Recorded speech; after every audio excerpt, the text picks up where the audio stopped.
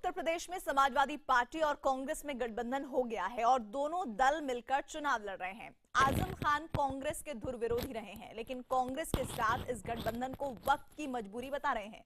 उनसे बात की है हमारे सहयोगी प्रतीक त्रिवेदी ने।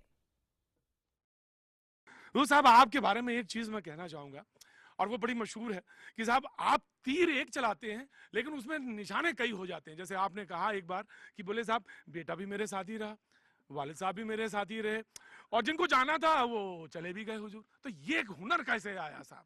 दरअसल जब नीयत अच्छी हो और दिल दिमाग साथ काम करता हो तो कभी फैसला गलत नहीं हो सकता।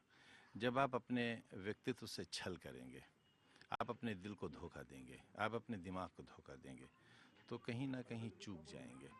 मैंने कभी दिल को दिमाग से और दिमाग को दिल से अलग नहीं होने दिया। आजम साहब के बारे में ये भी कहा जाता कि बड़े बैलेंस रखते हैं चीजों में। तो ये जब सारी पार्टी लग रहा था इधर उधर उधर दाएं हो रही थी, लेकिन आपने अपने को कंपोज रखा, बड़ा बैलेंस रखा। How is it possible sir, कैसे हुआ ये तो मैं जानना चाहता हूँ। आदि लोग कह रहे थे चाचा जिंदाबाद, चाचा जिंदाबाद, आधे कह रहे थे नन्हे मुलायम सिंह जिंदाबाद। जी जी, असल में मैंने बहुत पहले से ये कहा हुआ था। जैसे ही नेताजी ने मुझसे कहा कि अखिलेश जी का नाम चीफ मिनिस्टर के लिए पेश करें, ये मेरा सौभाग्य है कि पहले मुख्यमंत्री का नाम भी मेरे ही द्वारा पेश हुआ था, दूसरे मुख्यमंत्री का नाम भी, तीसरे का नाम भी और चौथे का नाम भी, और अब पांचवें का भी शायद मेरे ही द्वारा। मैं एक पुल की तरह मैंने काम किया है। क्या बात और है। हमेशा कहा भी है कि मैं एक पुल की तरह इन रिश्तों को निभाने की कोशिश करूंगा और मुझे ये जिम्मेदारी बहुत पहले लोगों ने नहीं। कहा, आपके विरोधियों ने कहा नुकसान भी बहुत हुआ है और बहुत नुकसान हुआ समाजवादी पार्टी को और लंबा वक्त ले लिया आपने, 6 महीने इधर उधर तितर बितर हुए सारे लोग। चलिए, नुकसान की भरपाई कुछ इस तरह हुई है।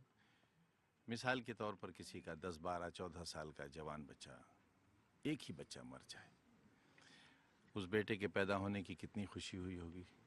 जब वो किलकारियाँ मारकर जवान हुआ होगा कितनी खुशी होगी। अचानक वो मर जाए और उसका जनाजा रखा हुआ हो, कितने रोए होंगे। लेकिन फिर कुछ करिश्मा हो मालिक का ऐसा कि उसके अंदर जिंदगी आ जाए, वो खड़ा हो जाए, तो वो जो खुशी होगी वो शायद उन 14 बरस की खुशियों से ज्यादा खुशी होगी। आजम खान साहब के बारे में एक तारीफ और है, बड़ी तारीफें हैं। हाँ हाँ, मुझे मालूम है, आपके मालूम है, आप तमाम चीजों पे इनके, आप इनसे वो नहीं रखते हैं बातचीत का वो मालूम है, लेकिन ये प्रतीकों से बात करते हैं, बिंबों से बात करते हैं और तमाम बातें यूं ही कह के किनारे से निकल जाते हैं। मैं आज इनसे एक ईमानदारी से सवाल पूछूंगा बाजी, पक्का पूछूंगा, यकीन माने। बताइए, जब लग रहा था कि कांग्रेस से आपके संबंध नहीं होंगे, कौन सी ऐसी गोट थी जो आप करा के आ गए? लग रहा था गया मामला गया, कहाँ से तो कौन सी ऐसी नस थी? मैं कांग्रेस के बड़े विरोधियों में रहा हूँ। जी, यही तो बात है। देश के बंटवारे से लेकर आज तक, 6 दिसंबर 92 तक और उसके बाद भी। लेकिन पहले पॉलिटिक्स थी, हम इसे पॉलिटिक्स कहते थे, अब ये पॉलिटिकल साइंस है। अब हमें इसको एक सब्जेक्ट की तरह देखना होगा और साइंस की लेबोरेटरी में कौन सा तजर्बा कामयाब होगा।